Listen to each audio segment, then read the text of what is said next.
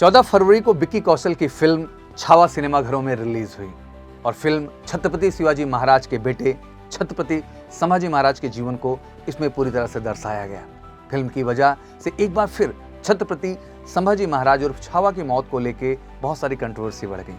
कहा जाता है कि छत्रपति शिवाजी महाराज की मृत्यु 3 अप्रैल 1680 में हुई थी और मृत्यु से पहले उन्होंने किसी तरह का उत्तराधिकारी नहीं घोषित किया, जिसकी वजह से उनके बेटे छत्रपति संभाजी महाराज को कई तरह के षड्यंत्रों का सामना करना पड़ा और फिर 20 जुलाई 1680 को मराठा साम्राज्य की गद्दी पर बैठे। छत्रपति संभाजी महाराज ने मुगलों का हमेशा डटकर सामना किया, उन्हें कई बार हराया भी, लेकिन उनके रिश्तेदारों ने जलन की वजह से दुश्मन से हाथ मिला लिया और उनकी मृत्यु का कारण बने। दरअसल छत्रपति संभाजी महाराज को उनके ही रिश्तेदार गणोजी सिरके और कान्होजी सिरके ने औरंगजेब की गिरफ्त में करवाया था।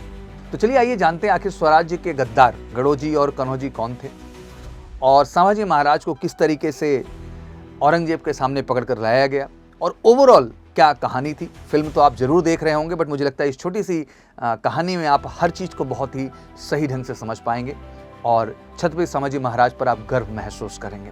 छत्रपति संभाजी महाराज की पत्नी महारानी येसुबाई के भाई गणोजी और कान्होजी सिरके थे और संभाजी महाराज की बहन राजकुमारी कुंवरबाई साहब के पति गणोजी सिरके थे। अगर पूरे रिश्ते को असली तरीके से हम समझें तो संभाजी महाराज के दोनों लोग साले थे और साले के साथ साथ इसमें जो गणोजी सिरके जी थे वो उनके पहले साले साहब थे। गणोजी महाराज वो उनके एक तरीके से बहनोई भी बन जाते हैं। दैट मीन 2 रिश्ते थे, साले और बहनोई दोनों का रिश्ता हम कह सकते हैं, जो कि गणोजी से था और कान्होजी सिरके से था।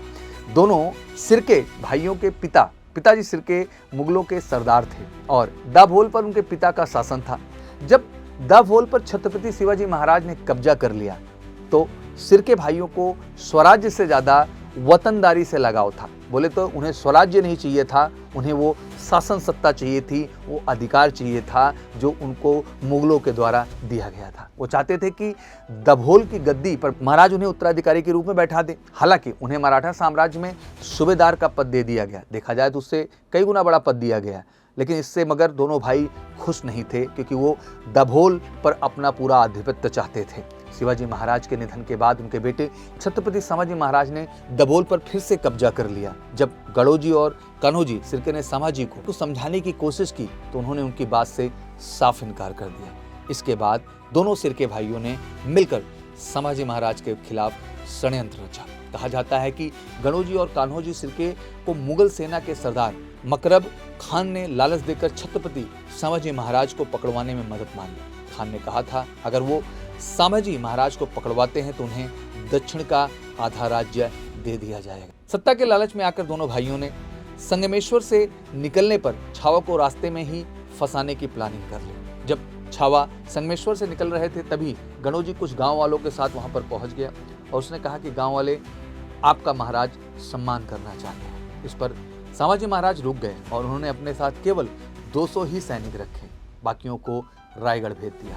जैसे ही छत्रपति संभाजी महाराज ने रुकने का फैसला किया, तुरंत गणोजी सिरके ने मकरब खान को सूचना भेज दी।